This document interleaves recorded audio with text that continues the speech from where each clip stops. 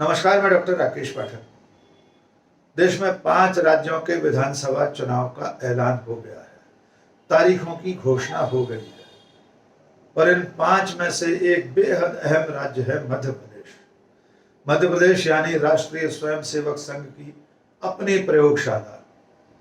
मध्य प्रदेश यानी जनसंघ से लेकर भारतीय जनता पार्टी तक का अपना सुदृढ़ दुर्ग, उनका अपना किला। एक ऐसा राज्य जहां भारतीय जनता पार्टी बीच के 15 महीने छोड़कर लगातार 20 साल से सरकार में है और इन 20 सालों में सबसे लंबे समय तक मुख्यमंत्री रहने वाले शिवराज सिंह चौहान यहां मुखिया हैं। लेकिन यही मध्य प्रदेश प्रधानमंत्री नरेंद्र मोदी और अमित शाह के लिए टेढ़ी खीर बनता जा रहा है। प्रधानमंत्री नरेंद्र मोदी और अमित शाह को शिवराज सिंह के सामने कड़ी चुनौती का सामना करना पड़ रहा है। जी हां, बिल्कुल आपने ठीक सुना। बीजेपी इस वक्त जितना कांग्रेस से मिली हुई चुनौती का सामना कर रही है, उससे ज्यादा उसे अपने इस छत्रप यानी शिवराज सिंह चौहान से नरेंद्र मोदी और अमित शाह को चुनौती दिखाई दे रही है। आइए क्रोनोलॉजी समझ लीजिए। आप सब जानते हैं कि मध्य प्रदेश में शिवराज सिंह चौहान चौथी बार मुख्यमंत्री बने हैं और अब नवंबर में 17 नवंबर को मतदान होने वाला है। लेकिन भारतीय जनता पार्टी चुनाव की शुरुआत से ही शिवराज सिंह चौहान को हाशिए पर रखकर यह चुनाव लड़ना चाहती है और इसके लिए नरेंद्र मोदी और अमित शाह ने पहले दिन से शिवराज सिंह चौहान को नेपथ्य में भेजने की कोशिश की है। सबसे पहले केंद्रीय नेतृत्व ने यहां पर केंद्रीय मंत्री भूपेंद्र यादव और अश्विनी वैष्णव को भेज दिया। उनकी अगुवाई में एक कमेटी बना दी गई कि मध्य प्रदेश का पूरा विधानसभा चुनाव उनकी देखरेख में होगा और उसके बाद इनकी कमान जिनके हाथ में है उनका नाम है अमित शाह यानी देश के केंद्रीय गृह मंत्री, और सबसे ऊपर नरेंद्र मोदी तो है। ये पूरी जो लॉबी है भारतीय जनता पार्टी में, ये शिवराज सिंह चौहान को 5वीं बार मुख्यमंत्री बनते हुए नहीं देखना चाहती। इसी नियत से लगातार ये कहा जा रहा था कि शिवराज सिंह चौहान मुख्यमंत्री होंगे या नहीं होंगे, इस पर कोई सीधा उत्तर पार्टी नेतृत्व नहीं देता था। प्रेस कॉन्फ्रेंस में भोपाल में अमित शाह से सवाल पूछा गया तो उन्होंने कह दिया ये आपकी चिंता का विषय नहीं है। एक पत्रकार से उन्होंने सवाल के जवाब में कहा कि पार्टी तय कर लेगी किसे मुख्यमंत्री बनाना है। नरेंद्र सिंह तोमर जो केंद्र में मंत्री हैं और मध्य प्रदेश की चुनाव संचालन समिति के संयोजक हैं, उन्होंने भी इसका यही जवाब दिया और पार्टी लगातार ये कहती रही कि मध्य प्रदेश का विधानसभा चुनाव प्रधानमंत्री नरेंद्र मोदी के नाम पर और सामूहिक नेतृत्व के अंतर्गत लड़ा जाएगा। यह सिलसिला यही नहीं रुका। इसके बाद जब पार्टी ने विधायकों के नाम घोषित करना शुरू किए तो पहले 39, फिर दूसरी बार 39 और तीसरी बार 1, इस तरह से 3 सूचियां शुरू में जारी हुई और उन तीनों सूचियों में 4 बार के मुख्यमंत्री शिवराज सिंह चौहान का नाम कहीं नहीं था। मोदी शाह की जोड़ी ने शिवराज सिंह चौहान को हाशिए पर धकेलने के लिए, उनके 5वीं बार मुख्यमंत्री न बनने देने के लिए एक और पैंतरा आजमाया।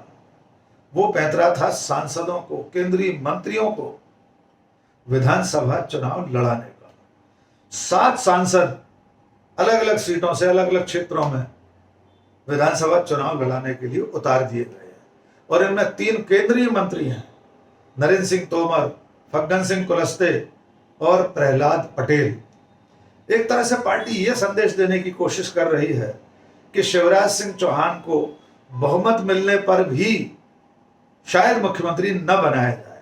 मुख्यमंत्री बनने लायक पार्टी के पास बड़ी संख्या में लोग हैं, जिनमें ये 3 केंद्रीय मंत्री और कई सांसद, रीति पाठक, गणेश सिंह, उदय प्रताप सिंह, राकेश सिंह, ऐसे दिग्गजों को उतार दिया गया जो कई दशकों से विधानसभा चुनाव लड़े ही नहीं थे, जो 20-20 साल से सांसद हैं, लेकिन शिवराज के सामने प्रत्याशियों को उतार कर ये संदेश देने की कोशिश की गई कि मुख्यमंत्री तो कोई और भी हो सकता है। इनमें एक नाम और जुड़ गया, वो नाम है राष्ट्रीय महासचिव कैलाश विजयवर्गीय का।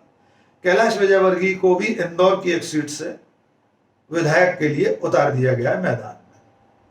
और कैलाश विजयवर्गीय ने मैदान में उतरते ही पहले तो अपनी नाखुशी जाहिर की और फिर कह दिया, मैं खाली विधायक बनने के लिए चुनाव नहीं लड़ रहा हूं, मुझे पार्टी इससे बड़ी जिम्मेदारी देगी। यानी उन्होंने भी एक संदेश दे दिया कि वे भी मुख्यमंत्री पद की रेस में शामिल हैं।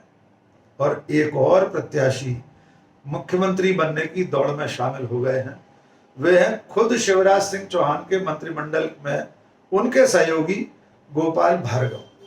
गोपाल भार्गव ने कह दिया कि उनके गुरु ने उनसे कहा है कि तुमको एक न एक दिन मुख्यमंत्री बनना है, और वे भी चाहते हैं मुख्यमंत्री एक बार बन जाए। यानी कुल मिलाकर शिवराज सिंह चौहान के सामने एक लंबी फहरिस्त उनकी ही पार्टी में ऐसे लोगों की खड़ी कर दी गई जो मुख्यमंत्री की कुर्सी पर नजर लगाए। यही वो मौका था कि 3 सूचियों में अपना नाम न देखकर मुख्यमंत्री शिवराज सिंह चौहान ने जवाबी वार करना शुरू कर दिए। आपको याद होगा कि प्रधानमंत्री नरेंद्र मोदी ने भोपाल में बहुत बड़े कार्यकर्ता महाकुंभ में शिवराज सिंह चौहान का नाम नहीं लिया। उसके बाद ग्वालियर और जबलपुर की सभाओं में भी उन्होंने अपने मुख्यमंत्री का नाम लेना भी जरूरी नहीं समझा। तब शिवराज सिंह चौहान जवाबी मुकाबले में उतर आए। उन्होंने पहले अपने विधानसभा क्षेत्र में मतदाताओं से पूछा कि क्या मामा को फिर से मुख्यमंत्री बनना चाहिए कि नहीं बनना चाहिए, क्या मुझे फिर से चुनाव लड़ना चाहिए कि नहीं लड़ना चाहिए। उसके बाद उन्होंने जबलपुर की सभा में पूछा कि मामा अच्छा काम कर रहा है कि नहीं, मामा को फिर से मुख्यमंत्री बनना चाहिए कि नहीं।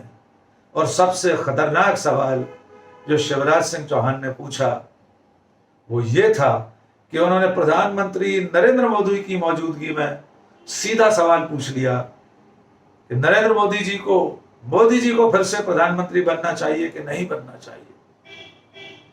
यह सवाल बेहद गंभीर सवाल था, क्योंकि भारतीय जनता पार्टी में कोई यह कल्पना भी नहीं कर सकता कि नरेंद्र मोदी 2024 में प्रधानमंत्री नहीं बनेंगे।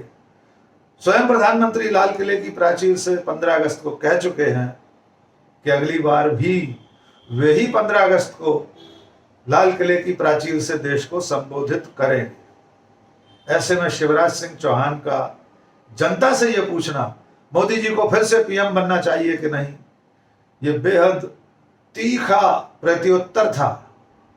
और उसके बाद बीजेपी की जो चौथी सूची जारी हुई है उसमें शिवराज सिंह चौहान का नाम उनके अपने पसंदीदा विधानसभा क्षेत्र बुधनी से ही घोषित कर दिया गया है। मजेदार बात यह है कि जब चुनाव शुरू हुआ था तो इस तरह की अटकलें बीजेपी के भीतर से ही, भाजपा के गलियारों से ही फैलाई जा रही थी कि इस बार मध्य प्रदेश में मोदी शाह गुजरात फार्मूला लागू करेंगे।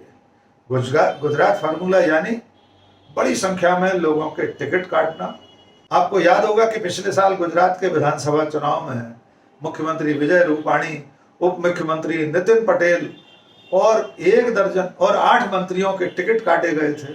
38 विधायकों के टिकट भी भारतीय जनता पार्टी ने बदल दिए थे। यानी जो गुजरात फार्मूला गुजरात में सफल रहा उसे मध्य प्रदेश में अमित शाह और नरेंद्र मोदी लागू करना चाहते थे। इसकी आहट पाकर ही, इसकी पदचाप सुनकर ही शिवराज सिंह चौहान ने कड़े संदेश देना शुरू किए दिल्ली को। और नतीजा यह निकला कि जब चौथी सूची कल जारी हुई तब शिवराज सिंह चौहान के मंत्रिमंडल के ज्यादातर मंत्रियों के नाम घोषित कर दिए गए हैं।